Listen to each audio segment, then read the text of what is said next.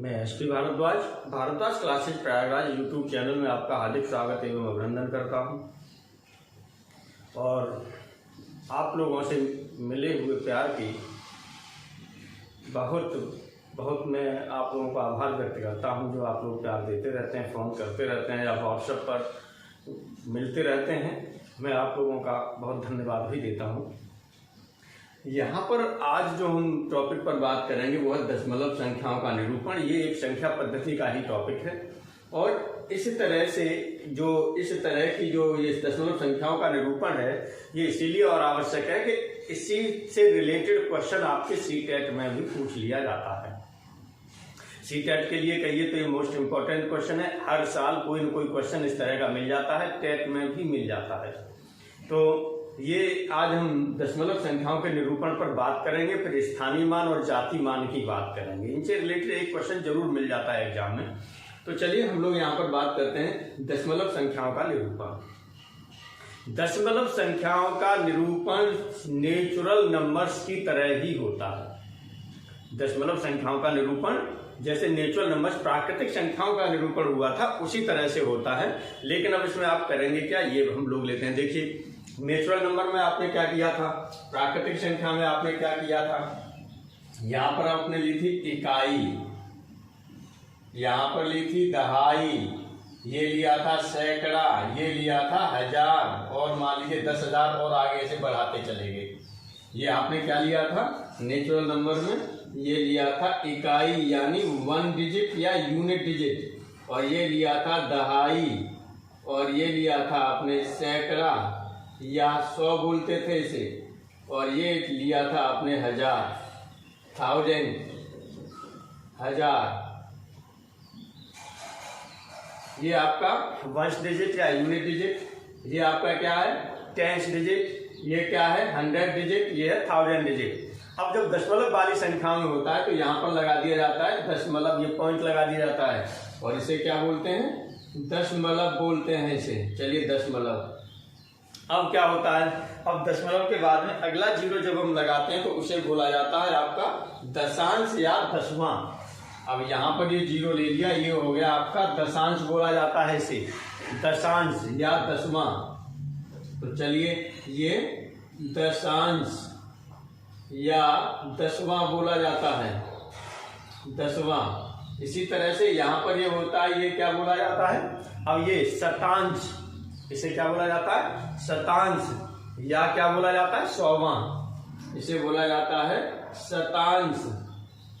कहीं पर ऐसे भी लिखा होगा, कहीं पर ये इस तरह से भी लिखा होगा शतांश या 100वां। इसी तरह से अगला ये होता है, इसे बोला जाता है सहस्रांश, सहस्रांश या हजारवां या हजारवां। इस तरह से इधर भी चला जाता है।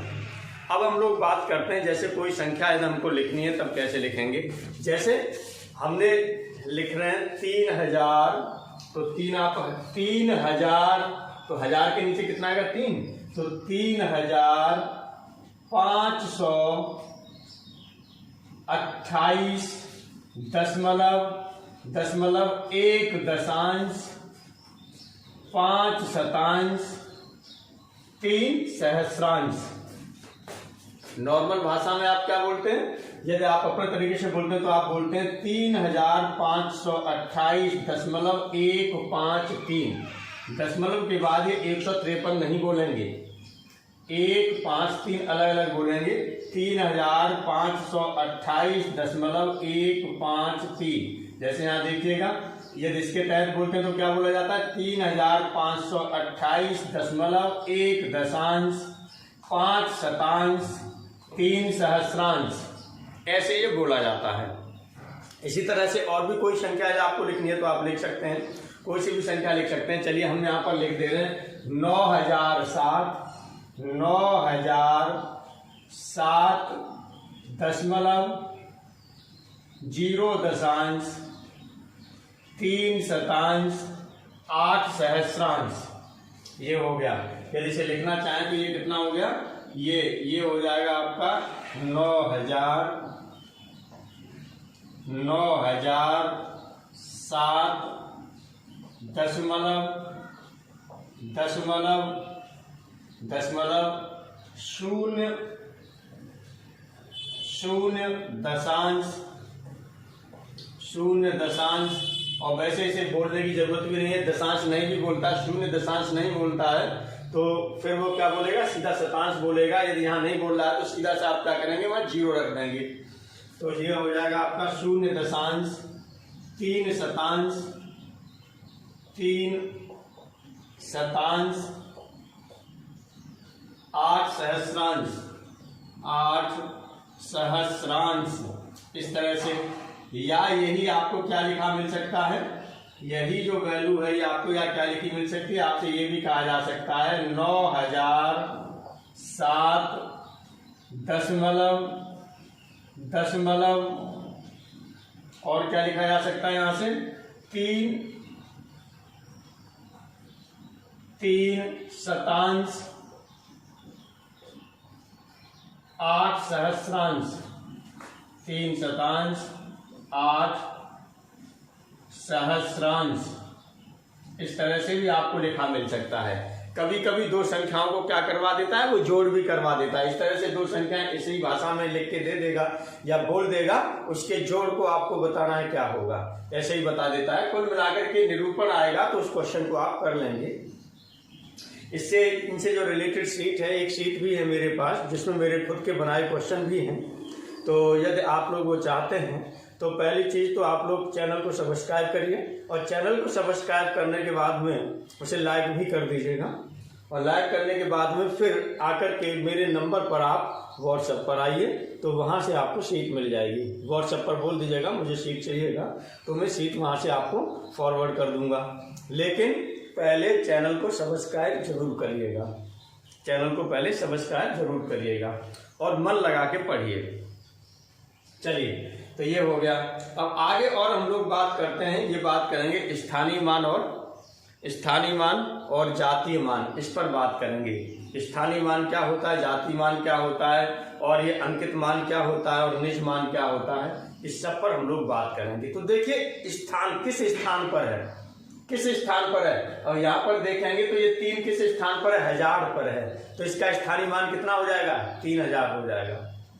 अभी हम बात करते हैं स्थानीय मान जातीय मान। स्थानीय मान का मतलब एक एग्जांपल आप ले सकते हैं कि यदि आपका कोई एक मित्र है, जब आप में बैठता है तो वो क्या रहता है, आप ही की तरह से होता है। लेकिन यदि किसी पद पर जाके बैठ जाए, वही क्या हो जाए, सीएम हो जाए या पीएम हो जाए, प्राइम मिनिस्टर हो जाए या चीफ मिनिस्टर हो जाए, तो वो उस पद के नाम से जाने लगते हैं। तो वहां पर वो पद वाली वैल्यूएशन आ जाती है उसमें। तो उसी तरह से इसमें भी हम लोग बात करेंगे। देखिए जातीय मान और पहले हम लोग स्थानीय मान की बात करते हैं। स्थानीय मान क्या है, स्थानीय मान यानी प्लेस वैल्यू। प्लेस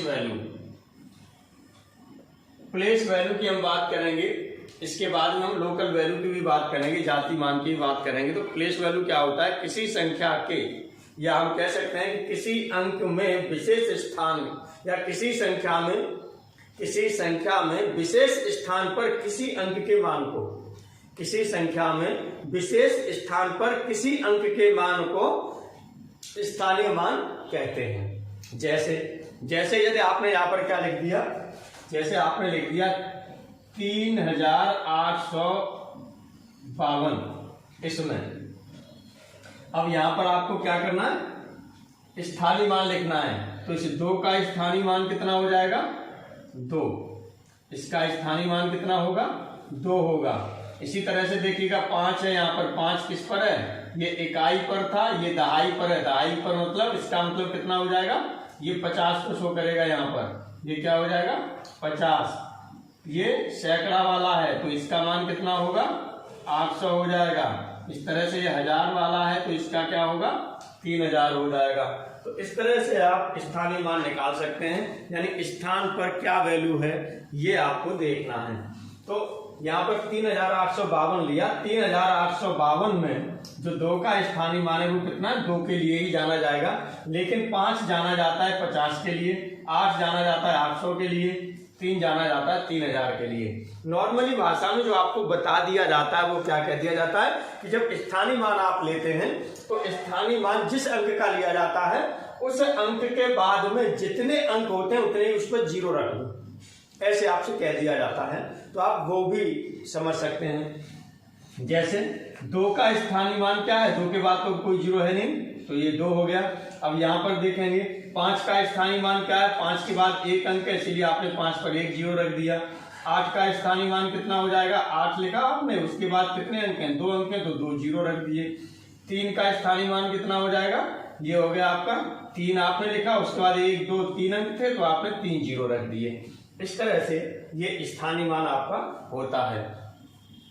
अब हम लोग यहाँ पर जो बात करेंगे वो क्या बात करेंगे, यदि से हम ब्रेक करना चाहें, एक्सपेंशन फॉर्म में लिखना चाहें तो एक्सपेंशन फॉर्म में से क्या लिखा जा सकता है, इसी को यदि एक्सपेंशन फॉर्म में लिखना चाहें तो इसको एक्सपेंशन फॉर्म में क्या लिखा जा सकता है, 3000 यानी जितने हैं ये 3000 प्लस, अब क्या करेंगे 3 के बाद में जितने अंक आ रहे हैं उतने 0 लगा दीजिए, प्लस अब क्या है 8 अंक है तो 8 के बाद में जितने भी अंक आ रहे हैं उतने 0 लगा दीजिए, प्लस अब क्या करेंगे यहाँ पर 5 है तो 5 के बाद कितने अंक है, 1 अंक है तो यहाँ 1 0 लगा देंगे, +2।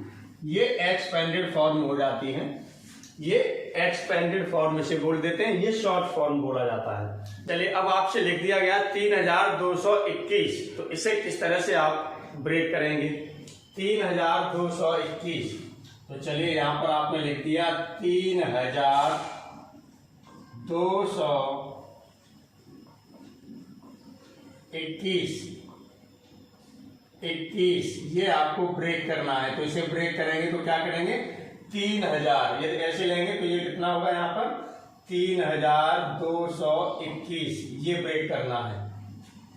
इसे ब्रेक करेंगे तो यहाँ पर क्या हो जाएगा, 3000 यही किया था। इसे ब्रेक करेंगे तो 3 के बाद में कितने हो जाएंगे, जितने आपके अंक हैं उतने ही 0, 3 के बाद में 1 2 3 अंक हैं तो यहाँ कितने लगाएंगे, 3 0, प्लस 3 के लिए लिख दिया। अब किसके लिए लिख देंगे, अब इस 2 के लिए लिखेंगे, इधर 3 को छोड़ देंगे, 2 के लिए लिखेंगे तो 2 के आगे कितने 0, 1 2 0 लगाएंगे क्योंकि 2 अंक हैं, 221, 2 के बाद 2 अंक हैं इसलिए 2 0 लगा दिया, प्लस अब क्या है, अब देखेंगे फिर 2 है और 2 के बाद कितने अंक हैं, 1 अंक है तो 2 पर कितना 0 लगाएंगे, 1 0 प्लस 1, ये लिख देंगे। अब इस फॉर्म में लिखना चाहें तो कैसे लिखेंगे, ये हो जाएगा 3000 प्लस 200 या 2 सैकड़ा भी लिख सकते हैं, यहाँ पर 200 या यहाँ पर क्या लिख सकते हैं, 2 सैकड़ा, एक ही बात होगी, ध्यान रखिएगा। जो भी आपको लिखा मिल जाए कोई प्रॉब्लम नहीं है, 200 लिखा मिले चाहे 2 सैकड़ा मिले कोई दिक्कत नहीं है, प्लस 2 सैकड़ा हो गया। उसके बाद में कितना हो रहा है, ये हो रहा है 2 0, इसको क्या लिखा जाता है, 20 लिखा जाता है। इसे क्या लिखा जाता है, 20 लिखा जाता है। तो चलिए इसे 20 के फॉर्म में भी आप लिख सकते हैं, इसे 20 के फॉर्म में भी लिख सकते हैं। तो 20 लिख दीजिए प्लस 20 और उसके बाद में आपका क्या है, 1 है तो प्लस आप कर सकते हैं 1, ऐसे कर सकते हैं। दूसरा इसे लिखने का क्या तरीका होता है, दूसरा आप इसे ऐसे भी लिख सकते हैं। यहाँ पर तो आपने ये लिखा है 3000, चलिए 1000 वाला था, प्लस 2 सैकड़ा लिख दिया आपने या 200 लिख दिया, चलिए यहाँ तक भी ठीक है। प्लस जो 20 लिखा है यहाँ पर आप लिख सकते हैं 2 दहाई और प्लस ये हो जाएगा 1 इकाई। इस तरह से भी आपको लिखा मिल सकता है, ये भी आपको ध्यान देना है। अब हम लोग जो आगे बात करेंगे वो बात करेंगे जातीय मान या अंकित मान या निज मान, ये एक ही बात होती है। जातीय मान यानी लोकल वैल्यू, जातीय मान यानी लोकल वैल्यू। तो चलिए यहाँ पर हम लोग बात करते हैं जातीय मान।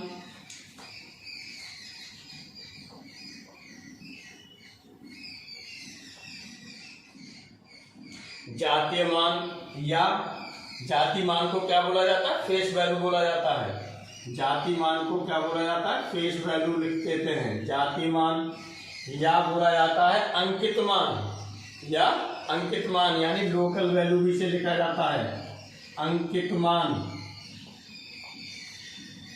अंकित मान, इसे लोकल वैल्यू भी बोला जाता है, अंकित मान, या इसे निज मान भी बोला जाता है, निज मान, या इसे निज मान भी बोला जाता है। यानी लोकल वैल्यू निज मान का मतलब क्या हो जाएगा आपका, या आप कह सकते हैं इसे इंट्रिंसिक वैल्यू, इंट्रिंसिक वैल्यू, ये इंट्रिंसिक का मतलब होता है, इंट्रिंसिक का मतलब होता है वास्तविक, वास्तविक मान या निज मान, एक ही बात है।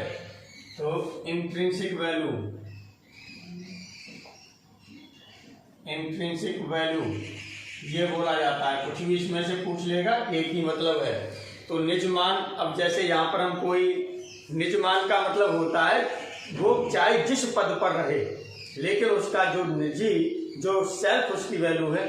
जैसे आप एक चीज याद रखिएगा, जैसे अभी जो मुख्यमंत्री हैं हमारे, जो प्रदेश के, उत्तर प्रदेश के जो मुख्यमंत्री हैं इस समय, वो कौन है, योगी जी हैं। योगी जी से पहले कौन थे, अखिलेश जी थे। योगी जी से पहले अखिलेश जी थे। तो अखिलेश जी जब चीफ मिनिस्टर वाली चेयर पर थे तो उनकी वैल्यू क्या थी वहां पर, एक तो अखिलेश जी भी थे, उसके साथ में चीफ मिनिस्टर भी थे। लेकिन अब अखिलेश जी हैं लेकिन वो चीफ मिनिस्टर नहीं है। तो अब जो अखिलेश जी का है वो क्या है, निज मान है। और यदि वहाँ चीफ मिनिस्टर वाले पद पर रहते तो हमने अभी आपको बताया था किसी संख्या में जब विशेष स्थान पर कोई अंक होता है तो उसको जो कहते थे, क्या कहते थे आप, स्थानीय मान कहते थे। तो वहां पर चीफ मिनिस्टर की वैल्यू थी उनकी। ये दोनों में डिफरेंस समझ लीजिए।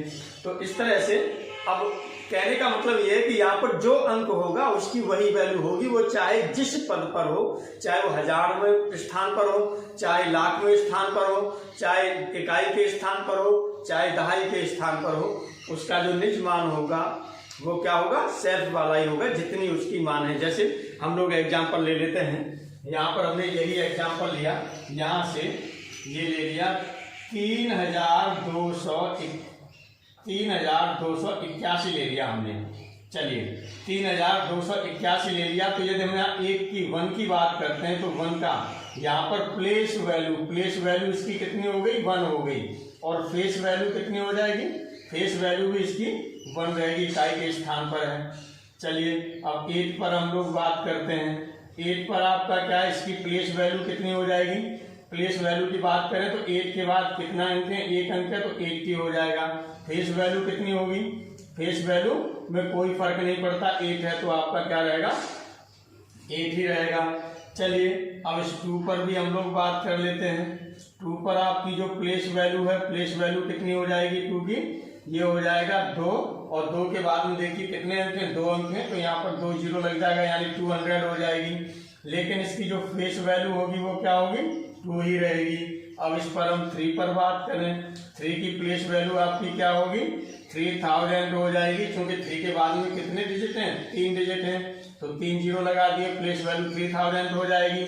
और जो फेस वैल्यू होगी यानी निज मान होगा वो कितना हो जाएगा, वो 3 ही रहेगा, यानी उसमें कोई फर्क नहीं पड़ता, डिजिट वैसा का वैसा ही रहता है आपका, किसमें, जातीय मान में या अंकित मान में या निज मान में। अब मैं उम्मीद करता हूं कि ये चीज आपकी समझ में आ गई होगी, जातीय मान और आपके जो है प्लेस वैल्यू, फेस वैल्यू दोनों आपके अच्छे तरीके से समझ में आ गए होंगे।